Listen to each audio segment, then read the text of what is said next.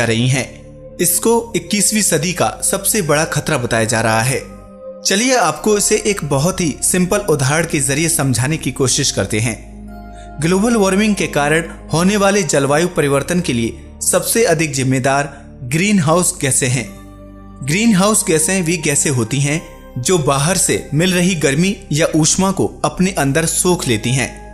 Green house गैसों का इस्तेमाल सामान्यतः बहुत अधिक ठंडे इलाकों में उन पौधों को गर्म रखने के लिए किया जाता है जो अत्यधिक सर्द मौसम में खराब हो जाते हैं। ऐसे में इन पौधों को कांच के एक बंद घर में रखा जाता है और कांच के घर में ग्रीन हाउस गैसें भर दी जाती हैं। ये गैस सूरज से आने वाली किरणों की गर्मी सोख लेती हैं और पौधों को गर्म रखती हैं। ठीक यही प्रक्रिया पृथ्वी के साथ होती है। सूरज से आने वाली किरणों की गर्मी की कुछ मात्रा को पृथ्वी द्वारा सोख लिया जाता है। इस प्रक्रिया में हमारे पर्यावरण में फैली ग्रीन हाउस गैसों का महत्वपूर्ण योगदान है। अगर इन गैसों का अस्तित्व ना होता तो पृथ्वी पर तापमान वर्तमान से काफी कम होता, यानी पृथ्वी बहुत अधिक ठंडी और बर्फ से जमी होती। क्या आप जानना चाहेंगे कि पृथ्वी का स्वरूप बिना ग्रीन हाउस प्रभाव के कैसा होगा? पृथ्वी बिल्कुल मंगल ग्रह की तरह दिखेगी। मंगल ग्रह का अपना मोटा पर्याप्त वातावरण नहीं है जो गर्मी को वापस ग्रह पर रिफ्लेक्ट कर सके। इस वजह से वहां बहुत अधिक ठंड है। कुछ वैज्ञानिकों का मानना है कि मंगल ग्रह के वातावरण में बदलाव आ सकता है अगर फैक्ट्रियों को वहां भेज दिया जाए, जिससे वहां कार्बन डाइऑक्साइड और पानी की भाप हवा में मिल जाएगी। और जैसे जैसे इन दोनों चीजों की मात्रा बढ़ेगी तो वहां का वातावरण मजबूत और मोटा होने लगेगा, जिससे वहां गर्मी पैदा होगी और तब वहां पौधों के फलने और फूलने लायक वातावरण तैयार हो सकता है। अगर एक बार पौधे मंगल ग्रह की धरती पर फैल गए तो वहां ऑक्सीजन का निर्माण होने लगेगा और यही कोई 100 या 1000 साल बाद ऐसा वातावरण तैयार हो जाएगा कि इंसान वहां पर चहलकदमी कर सके। ग्रीन हाउस प्रभाव वातावरण की कुदरती प्रक्रिया है, लेकिन बदकिस्मती से जब से औद्योगिक क्रांति हुई है, इंसान ने बड़ी मात्रा में कुछ पदार्थ हवा में छोड़ने शुरू किए हैं। तब से यह प्रक्रिया गड़बड़ा गई है। इसका असर भी दिखने लगा है। ग्लेशियर पिघल रहे हैं और रेगिस्तान फैलते जा रहे हैं। कहीं असामान्य बारिश हो रही है तो कहीं असमय ओले पड़ रहे हैं। कहीं सूखा तो कहीं नमी कम नहीं हो रही है। वैज्ञानिकों का कहना है कि इस परिवर्तन के पीछे ग्रीन हाउस गैसों की मुख्य भूमिका है, जिन्हें CFC या क्लोरोफ्लोरोकार्बन भी कहते हैं। इनमें कार्बन डाइऑक्साइड है, मीथेन है, नाइट्रस ऑक्साइड है और वाष्प है। ओजोन की परत ही सूरज और पृथ्वी के बीच एक कवच की तरह है। भारतीय और जर्मन वैज्ञानिकों की एक टीम ग्लोबल वार्मिंग को रोकने की कोशिश में जुटी थी, लेकिन उनकी तमाम कोशिशें बेकार हो गईं। इस इंडो जर्मन अभियान की नाकामी से वैज्ञानिकों को बहुत बड़ा धक्का लगा है, क्योंकि इसका मकसद ग्लोबल वार्मिंग यानी पृथ्वी का ताप बढ़ाने वाली कार्बन डाइऑक्साइड यानी CO2 गैस को समुद्र की तली में दफन करना था। पृथ्वी पर फल फूल रहे जीवन को बचाने की इस कोशिश में शामिल वैज्ञानिकों में 29 वैज्ञानिक भारत से थे। इस अभियान के तहत अंटार्कटिका के पास काफी बड़े इलाके के समंदर में काफी मात्रा में आयरन यानी लोहे का पाउडर छिड़का गया। आइडिया ये था कि इस लो पाउडर से एक खास किस्म के शैवाल तेजी से पनपेंगे, जो कि वातावरण में मौजूद कार्बन डाइऑक्साइड को तेजी से सोख लेंगे। इस तरह हमें वातावरण की कार्बन डाइऑक्साइड से छुटकारा मिल जाएगा। इंडो जर्मन वैज्ञानिक अभियान ने 300 वर्ग किलोमीटर के दायरे में करीब 4 टन आयरन का छिड़काव किया। इससे शैवाल दोगुने आकार के हो गए, लेकिन समस्या तब पैदा हो गई जब समुद्री जीव इन्हें चट कर गए, जिससे शैवाल खाने से ये कार्बन डाइऑक्साइड फिर से वातावरण में पहुंच गई। इस तरह महीनों की मेहनत और करोड़ों डॉलर का अभियान बेकार हो गया। ग्लोबल वार्मिंग का कुछ नजारा अब दिखने भी लगा है, और वो वक्त दूर नहीं जब समुद्र किनारे बसे कई शहर पानी में डूब जाएंगे, जिसकी शुरुआत समुद्र किनारे बसे छोटे छोटे टापुओं से होने लगी है। सोलोमन द्वीप के लॉ लगून हिस्से में रहने वाले लोगों का समुद्र के साथ रिश्ता कई पीढ़ियों से चला रहा है, लेकिन अब जलवायु परिवर्तन और समुद्र के बढ़ते जल स्तर ने इनकी जिंदगी और अस्तित्व पर सवाल उठा दिए हैं। उच्च ज्वार में लॉ लगून द्वीप पर पहले शायद ही कभी जल स्तर ऊपर उठता था, लेकिन अब यहाँ अति उच्च ज्वार और तेज तूफानों का आना आम बात हो गई है। नतीजन अब तक प्रकृति की गोद में रहने वाले इस द्वीप का कुछ हिस्सा समुद्र में डूबने लगा है। इस द्वीप के लोग यहाँ पिछली 18 पीढ़ियों से रहते आ रहे हैं। अभी तस्वीर में जो आउट हाउस देख रहे हैं, पहले किसी घर का हिस्सा था जो अब समुद्र में डूब चुका है। ये अब यहाँ से गुजरने वाले पंछियों का अड्डा बन गया है। जलवायु परिवर्तन ने इसे लोगों से बेहद ही दूर कर दिया है। हिंद महासागर में स्थित मालदीव अपनी खूबसूरती के लिए दुनिया भर में मशहूर है।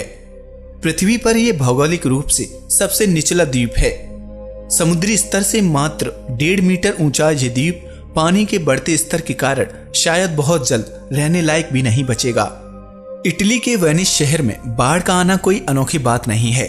खूबसूरती का बेमिसाल नमूना यह शहर धीरे धीरे अब डूबता जा रहा है। असम में ब्रह्मपुत्र नदी में स्थित माजुली द्वीप जलवायु परिवर्तन की मार का सबसे बड़ा शिकार है। साल दर साल बदलते मौसम के मिजाज के चलते ये द्वीप लगातार नदी में समा रहा है। हवा में फैले पॉल्यूशन की वजह से पृथ्वी का वातावरण गर्म होता जा रहा है, जिसकी वजह से सर्दी के मौसम की अवधि धीरे धीरे कम होती जा रही है और गर्मियों के मौसम की अवधि धीरे धीरे बढ़ती जा रही है। वैज्ञानिकों की माने तो अगर पृथ्वी पर इसी तरह से ग्लोबल वार्मिंग की समस्या होती रही तो साल 2070 के आते आते भारत में गर्मियों का मौसम 8 महीनों की लंबी अवधि का होने लगेगा। इस रिसर्च में इस बात का दावा भी किया गया है कि अगर पृथ्वी का तापमान बढ़ेगा तो नई नई बीमारियां भी सामने आएंगी और साथ ही खेती को भी भारी नुकसान होगा, जिससे भुखमरी के हालात पैदा हो सकते हैं। ग्लोबल वार्मिंग के असर से लोग बौने हो सकते हैं। समय के साथ हमारे कद की लंबाई पर ग्लोबल वार्मिंग असर डाल सकता है। शोधकर्ताओं ने पाया कि अतीत में स्तनधारियों ने ग्लोबल वार्मिंग के बड़े प्रभाव की प्रतिक्रिया में अपने आकार को सिकोड़ लिया था। ग्लोबल वार्मिंग पूरे विश्व पर खतरे की तरह मंडरा रहा है। इंसानों के द्वारा किए जा रहे कार्यों से जो कार्बन डाइऑक्साइड पैदा हो रही है, उसकी वजह से चावल, गेहूं और अन्य मुख्य अनाज की पोषकता में कमी आ रही है, जिसके कारण साल 2050 तक भारत में 5 करोड़ 30 लाख लोगों में प्रोटीन की कमी होने का खतरा पैदा हो सकता है। कुछ समय पहले एक सर्वे में ये बात भी सामने आ चुकी है कि ग्लोबल वार्मिंग का सबसे अधिक असर गंगोत्री ग्लेशियर पर पड़ रहा है। स्टडी में यह बात सामने आई थी कि गंगोत्री ग्लेशियर के पिघलने की दर हर साल 22 मीटर है, जबकि दूसरे ग्लेशियर 10 मीटर सालाना की दर से पिघल रहे हैं। विश्व बैंक की एक टीम का कहना है कि ग्लोबल वार्मिंग अगर इसी तरह से बढ़ती रही तो आने वाले समय में हमारे सामने बहुत बड़ा खाद्य संकट पैदा हो सकता है, जिसकी वजह से सबसे ज्यादा अफ्रीका और दक्षिण पूर्व एशिया के क्षेत्र प्रभावित होने की संभावना है। ग्लोबल वार्मिंग के कारण हमारी जलवायु में 2 बड़े बदलाव होने की उम्मीद है। एक तो कुछ क्षेत्रों में सूखा पैदा होने जैसी स्थिति आ सकती है, या फिर दूसरा कि गंभीर तूफान आ सकते हैं। जकार्ता और हो ची मिन्ह जैसे शहरों को जलवायु परिवर्तन के कारण होने वाले प्रभावों के लिए हॉट स्पॉट माना जाता है, क्योंकि इन स्थानों पर समुद्र के स्तर की वृद्धि और गंभीर तूफानों की वजह से आने वाले समय में गंभीर परिणाम देखने को मिल सकते हैं। हाल ही में आई एक नई रिपोर्ट में यह कहा गया है कि दुनिया 2100 तक 4 डिग्री सेल्सियस तक गर्म हो सकती है। इसके अलावा रिपोर्ट में बताया गया है कि 2030 तक वर्तमान में जो खेती के लिए योग्य भूमि है उसका लगभग 40% हिस्सा सूखे के कारण कोई भी फसल पैदा करने के लायक नहीं रह पाएगा। 2050 तक वर्तमान जनसंख्या की तुलना में इन क्षेत्रों में पोषण की कमी से मरने वालों की संख्या में 25 से 90% की वृद्धि होने की संभावना है। इसी तरह का जलवायु परिवर्तन दक्षिण पूर्व एशिया को भी प्रभावित कर सकता है। जैसे भारत और पाकिस्तान जैसे देशों में मानसून के दौरान भारी बारिश हो सकती है। जलवायु परिवर्तन का असर कहीं देखना हो तो अंटार्कटिक की ओर आंखें उठाई जा सकती हैं। ग्लोबल वार्मिंग के कारण बढ़ते तापमान ने बर्फ की मोटी लेयर्स से ढके इस महादेश का नक्शा ही बदल दिया है। यहाँ धीरे धीरे बर्फ की सफेदी की जगह हरियाली नजर आने लगी है। 1950 के दशक से ही अंटार्कटिक का तापमान लगातार बढ़ रहा है। तब से लेकर अब तक हर दशक में यहाँ का तापमान करीब आधे डिग्री सेल्सियस की रफ्तार से बढ़ रहा है। बाकी दुनिया में ग्लोबल वार्मिंग के कारण बढ़ रहे औसत तापमान के मुकाबले यह बहुत ज्यादा है। 1950 के बाद से यहाँ काई और शैवाल उगने की रफ्तार में भी बहुत तेजी आई है। हर साल पिछले साल के मुकाबले 4 से 5 गुना तक ज्यादा शैवाल यहां उग रहे हैं। ग्लोबल वार्मिंग को रोकने का कोई इलाज नहीं है। इसके बारे में सिर्फ जागरूकता फैलाकर ही इससे लड़ा जा सकता है। हमें अपनी पृथ्वी को सही मायनों में ग्रीन बनाना होगा। आपको बता दें कि सबसे ज्यादा जहरीली गैसों का उत्सर्जन करने वालों की लिस्ट में चीन, भारत और ब्राजील जैसे देश शामिल होते जा रहे हैं, जो अपनी आबादी को गरीबी से बाहर निकालने के लिए कोयला, तेल और गैस का बहुत ही बड़े स्तर पर इस्तेमाल कर रहे हैं। वैज्ञानिकों और पर्यावरणविदों का कहना है कि ग्लोबल वार्मिंग में कमी के लिए मुख्य रूप से क्लोरोफ्लोरोकार्बन यानी CFC गैसों का उत्सर्जन रोकना होगा और इसके लिए फ्रिज, एयर कंडीशनर और दूसरी कूलिंग मशीनों का इस्तेमाल कम करना होगा या ऐसी मशीनों का उपयोग करना होगा जिससे CFC गैसें कम निकलती हों। औद्योगिक इकाइयों की चिमनियों से निकलने वाला धुआं हानिकारक है और इससे निकलने वाला कार्बन डाइऑक्साइड गर्मी बढ़ाता है। इन इकाइयों में प्रदूषण रोकने के उपाय करने होंगे। वाहनों से निकलने वाले धुएं का प्रभाव कम करने के लिए पर्यावरण मानकों का सख्ती से पालन करना होगा।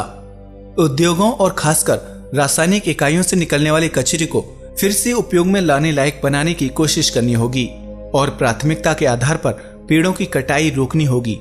साथ ही जंगलों के संरक्षण पर बल देना होगा। अक्षय ऊर्जा के उपायों पर ध्यान देना होगा, यानी अगर कोयले से बनने वाली बिजली के बदले पवन ऊर्जा, सौर ऊर्जा और पनबिजली पर ध्यान दिया जाए तो वातावरण को गर्म करने वाली गैसों पर नियंत्रण पाया जा सकता है। चीन और अमेरिका के बाद भारत दुनिया का तीसरा सबसे बड़ा कार्बन उत्सर्जन करने वाला देश है। दुनिया भर के कार्बन उत्सर्जन का लगभग 7% भारत ही उत्सर्जित करता है।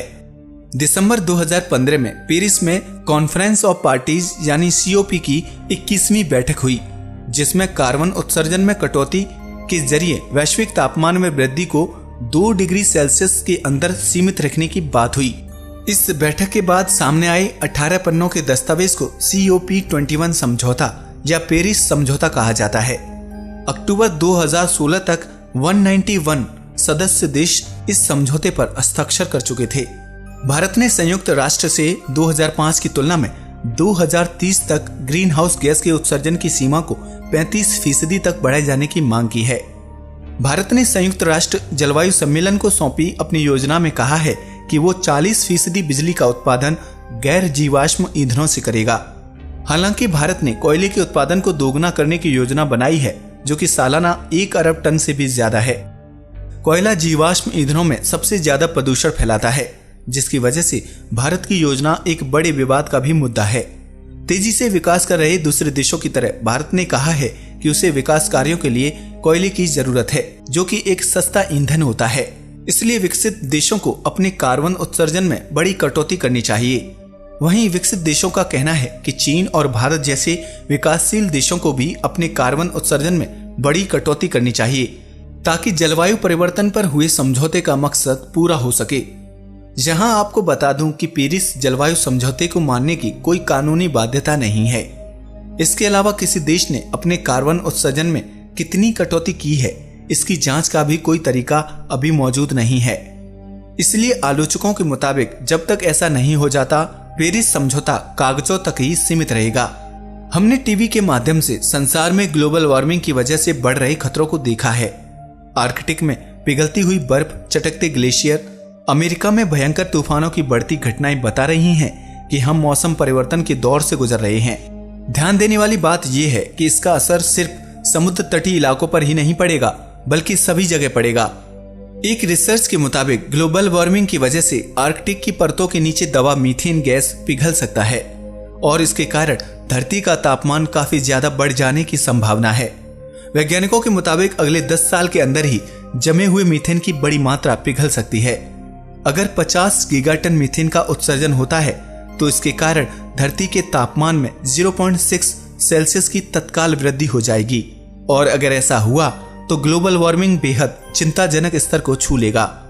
हमें ध्यान रखना होगा कि हम प्रकृति को इतना नाराज नहीं कर दें कि वो हमारे अस्तित्व को खत्म करने पर ही आमादा हो जाए। हमें उसे मनाकर रखना पड़ेगा, हमें उसका ख्याल रखना पड़ेगा, तभी तो वो हमारा ख्याल रखेगी। याद रखें कि बूंद बूंद से ही घड़ा भरता है। अगर हम ये सोचें कि एक अकेले हमारे सुधरने से क्या हो जाएगा, तो इस बात को ध्यान रखें कि हम सुधरेंगे तो जग सुधरेगा। सभी लोग अपनी जिम्मेदारी स्वीकार करें तो ग्लोबल वार्मिंग को भी हराया जा सकता है। अगर इसको समय रहते नहीं रोका गया तो विश्व के कई हिस्सों में बिछी बर्फ की चादरें पिघल जाएंगी, समुद्र का जल स्तर कई फीट ऊपर तक बढ़ जाएगा। समुद्र के इस बर्ताव से विश्व के कई हिस्से जलमग्न हो जाएंगे। भारी